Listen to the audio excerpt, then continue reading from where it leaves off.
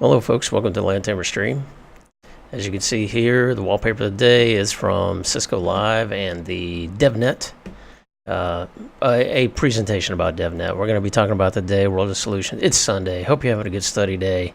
Let's talk about some Cisco Live, and then we'll talk a little bit about CCIE, routing and switching written exam prep. So hope you're having a good Sunday, everybody. I certainly am. I've been slowly working my way back into the, mentally at least, back into the grind of preparing for the written. So we're going to talk about it a little bit.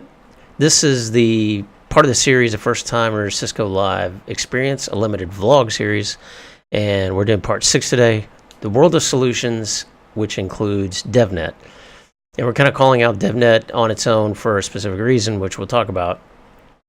But yeah, today's focus is on World of Solutions. There might be another stream today too. We might be doing some 6-to-4 tunneling, static and dynamic tunneling techniques with Ipv6. So stay tuned for that, most likely later this afternoon. About to grab some lunch. What we want to do before that is go ahead and knock out this blog. If you're thinking about going for the first time to Cisco Live, and that's really what this series is for. It's twofold. It's for me to help sort of unpack everything that happened at Cisco Live and to put into implementation a number of things that I learned, and to also share my experience as a first timer, so that if you're going to be a first timer, hopefully this will be a benefit to you. So what is World of Solutions? Cisco has a marketing name for everything, as we all know. This in particular has to do with the showroom floor. So any trade show, quote unquote, I call it a trade show, convention, whatever you want to call Cisco Live. It's a trade show like any other, and it's vendor specific, right? There are other, non-vendor specific trade shows related to networking and specific fields, but this is a big one, right? So World of Solutions is basically the trade floor, the showroom floor, I should say. It's huge, and you may have seen pictures of it if you follow me on Instagram or Twitter. When I'm first walking in, I sort of post, there's a pedestrian bridge to get to the main area in the Orange County Convention Center, and you walk over and you can see the showroom floor, or what they call World of Solutions, and it's very impressive. I mean, I've seen it at the Orlando County Convention Center. Oftentimes they will host events, and it's very partitionable. They have multiple sections, and sometimes an event will take up just a part of this was the west area of the Convention Center West, but Cisco took it over, the whole thing. So it was huge. And the showroom floor was one of the biggest parts. It's a very, open floor, and it had sections, as I mentioned here. There's a section pretty much for Cisco and all of its components, and then it had a section for all the partners or sponsors, whatever you want to call them. They had their section. And I would say the partners, rivaled Cisco's. It was pretty large in and of itself, but of course Cisco had the largest part, and it was only open certain times. It opened normally around 10 a.m. every day and would normally close at 5 p.m. There were exceptions. The first day I think it was open a little later, but generally things started to shut down at 5 p.m. Throughout the week. It was not open on Sunday, by the way, that I recall. Yeah, I don't think it was open Sunday. I think they were still setting up. So it's 4 days, Monday, Tuesday, Wednesday, Thursday. And just to talk about Cisco's areas first, they had DEVNET, as I've mentioned, and DEVNET had a very sizable portion. DEVNET, of course, is a group that is the developer network, Cisco's developer network, and it's kind of like they have a learning network, they have a developer network, they have other networks, I'm sure, but DEVNET is extremely focused on automation and programmability. So it was interesting. I did not explore it too much, so I cannot speak to it considerably, but we'll talk about DEVNET in a minute. The Learning Network had an area. The walk-in self-paced labs was part of Cisco's area. That a social media hub where you could take your picture, funny pictures, or make your own animated GIF. They had an area where people were recording podcasts. So that was a big area as well. They also had a bank of people doing social media, and they had big monitors like showing some of the tweets. You had the hashtag CLUS. So there was a lot going on, a lot to take in. And when you first walk in, which is interesting because at 10 a.m., just to mention, at 10 a.m. when the doors open, it was a mad dash. Like a lot of people, especially the first day. I did a recording of that as well, which you can see on Instagram. People would flood in. And I let the initial wave die down before I walked in and walked straight over to the walk-in self-paced labs. But again, Cisco's area is really big. They have a certification lounge. I did go in there. That was kind of a cool hangout. There were a number of IEs in there. I met Daniel Dibb and some others in there, which is pretty cool. So yeah, and then of course you had to be credentialed to get in there. In terms of you have to have a Cisco certification. So just about anybody can go in there. You can imagine a lot of people would go in there who are certified. There was a CCIE area too, I believe, which of course I did not have access to. Would like to one day. There's a CCIE party, other things that come with being a CCIE at Cisco Live that I have yet to sort of discover. But in these areas, and I'm not naming them all because I did not explore this area considerably. Like I said, a lot of my time in the world of solutions on the showroom floor was spent in WISP, in the lab area. So it's just not impossible. It's not possible to do everything. I don't think to explore every area of world of solutions without just taking like an entire day or two probably to go through it all, which Cisco Live, just like in an exam, is all about managing your time and getting the most out of it. So, but those are a lot of the Cisco's areas. In these areas, for example, learning network, I'm going to talk about that a little bit tomorrow. Those are the viral folks.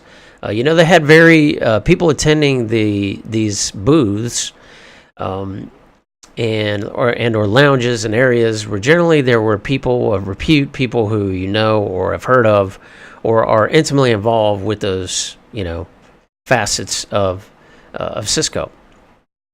So a lot of times you'd be walking through World of Solutions, and it's kind of a gathering place. So, for example, I went to the Learning Network, and it just so happened that, a couple of developers were there. So you get there's this ambiance in a showroom floor where you're exploring and meeting people, and you're networking, talking to people. So, while there is a lot of information gathering and learning, there's also the networking component. So it's, very lively, very open, and you just find yourself wandering. You can also get lost pretty easily. I know I did. They had a couple sort of landmarks that I would use to help find my way. So that was a Cisco area, and obviously it was big and dominant.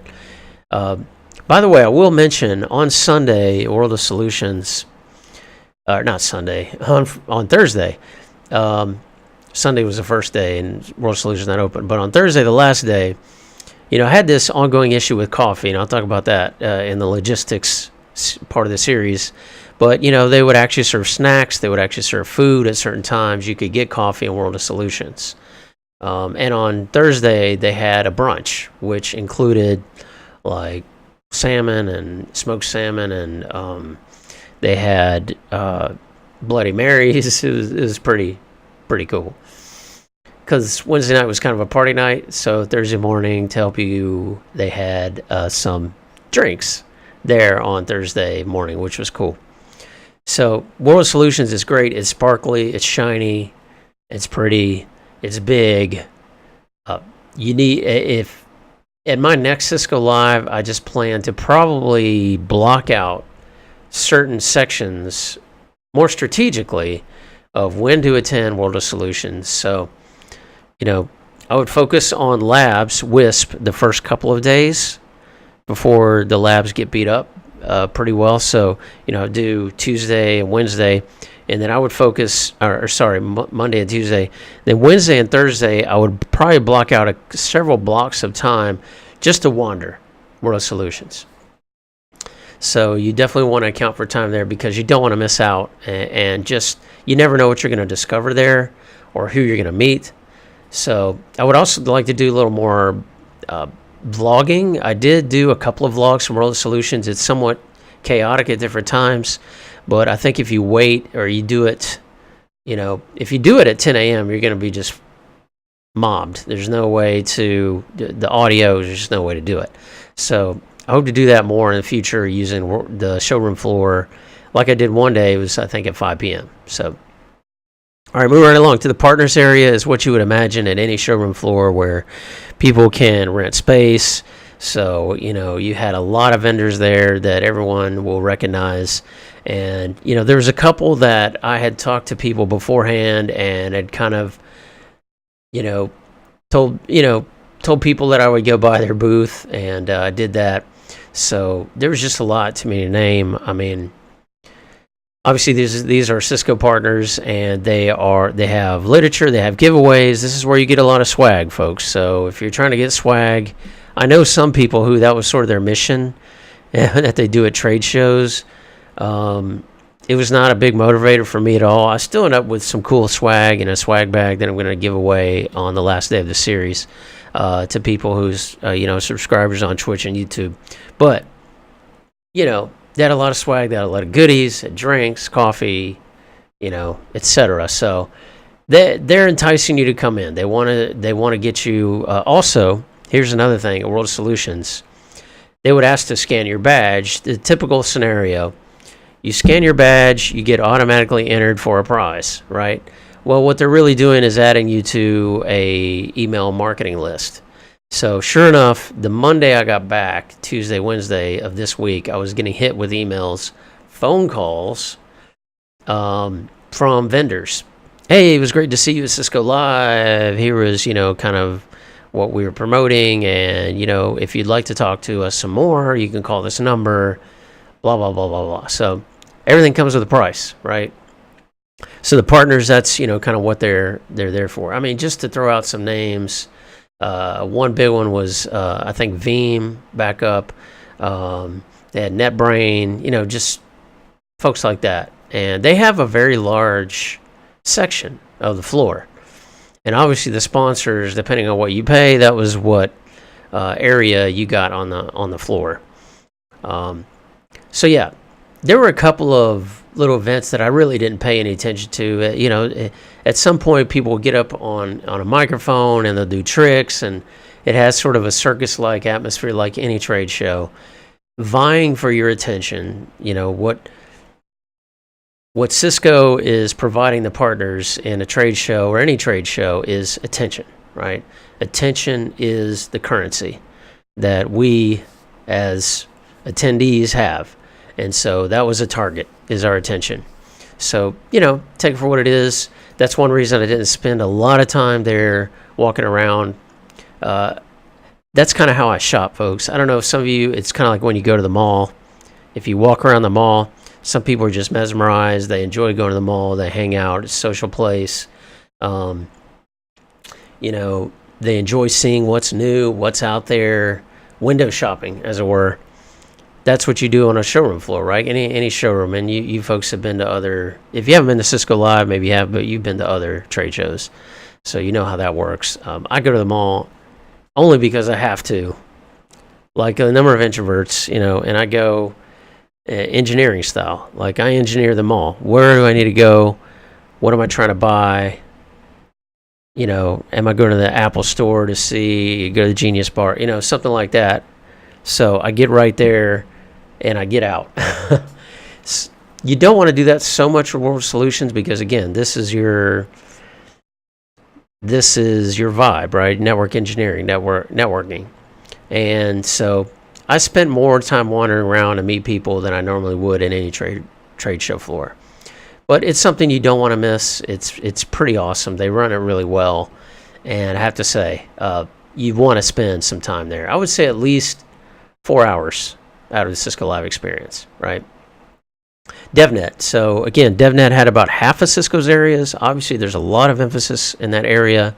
They had these different lab stations that you could just sort of walk up to, and each one of them, they were different, pods or stations, and they would have different tasks listed. Like there would be DEVNET,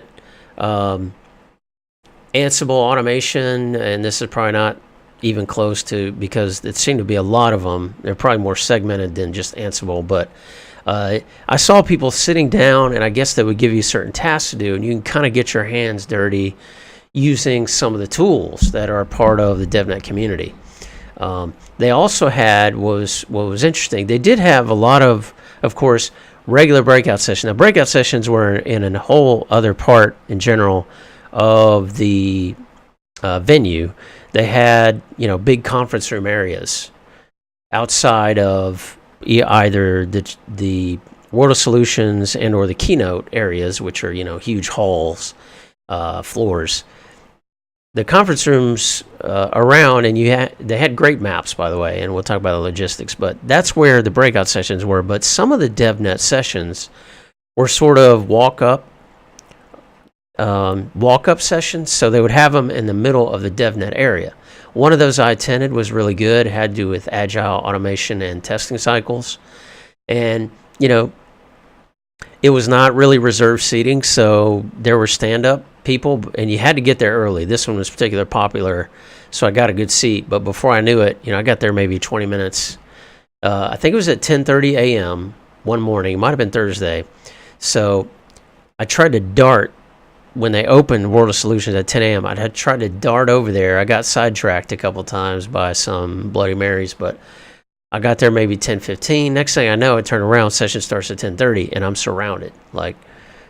So it's not as orderly, but it's in the DEVNET area, and it was a very beneficial session to do with Ansible automation and testing cycles, test phases. But they had those ongoing, and some of them repeated. So DEVNET was a great area. And then they had planned sessions where you can go and lab certain things. So DEVNET was interesting. And again, my emphasis right now is on certification, routing, and switching. After obtaining that cert, I'm going to be all about DEVNET, and I'm sure I'll be spending a lot more time, portion of a Cisco Live attendance at DEVNET. And of course, DEVNET is open. That was one advantage, I'm pretty sure.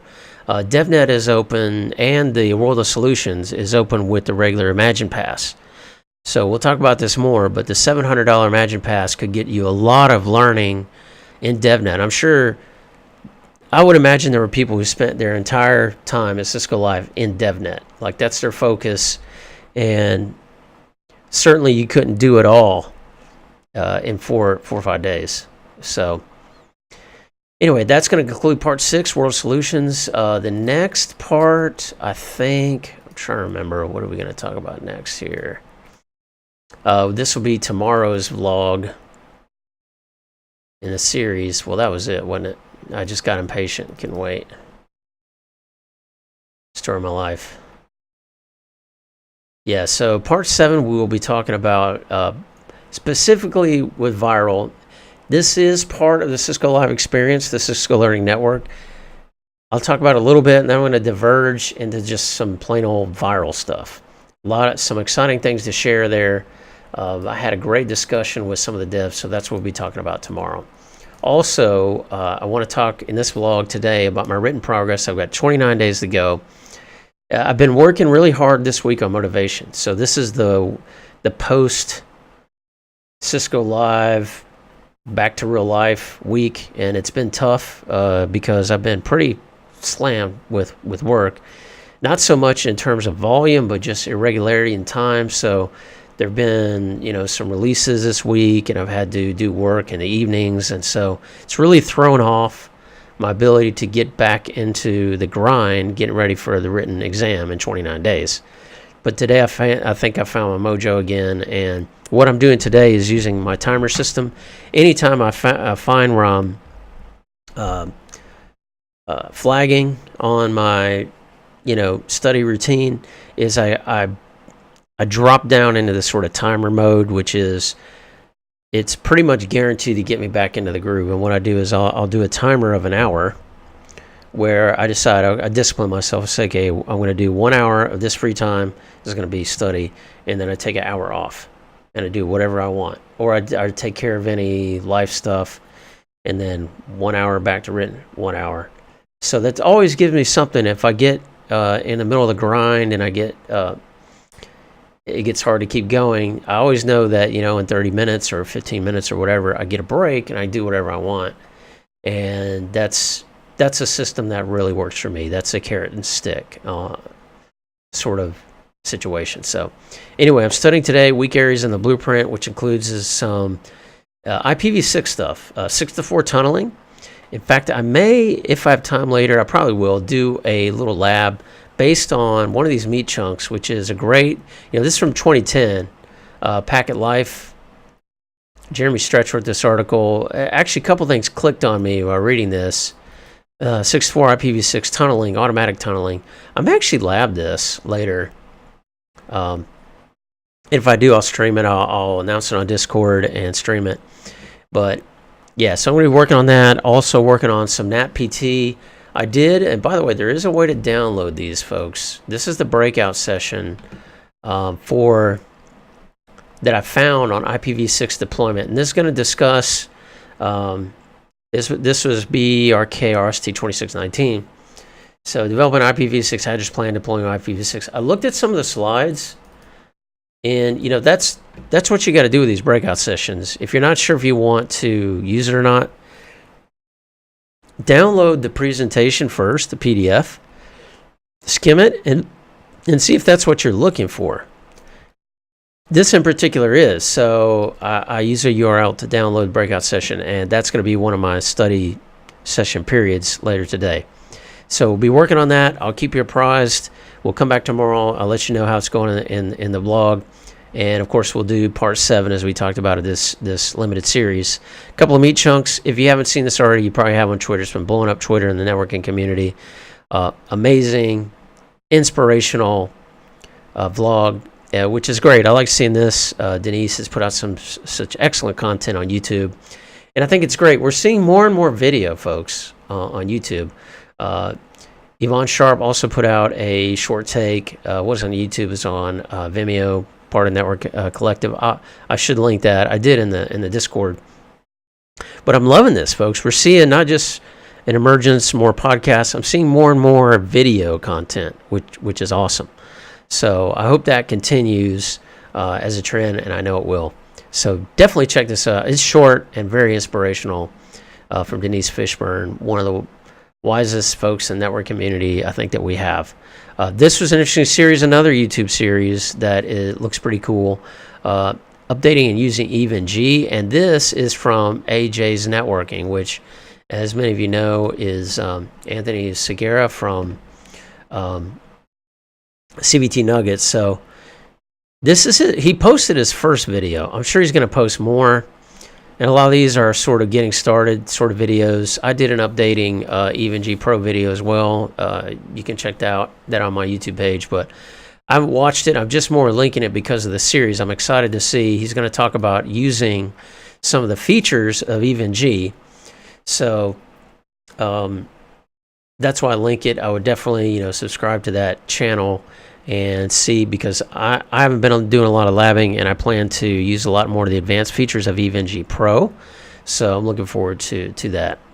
And that's all we got today, folks. I'm about to go grab some lunch and run a couple errands, and then I'm going to come back later and do some IPv6 stuff like 6.4 tunneling, and might even stream it. I'll let you know on the Twitch.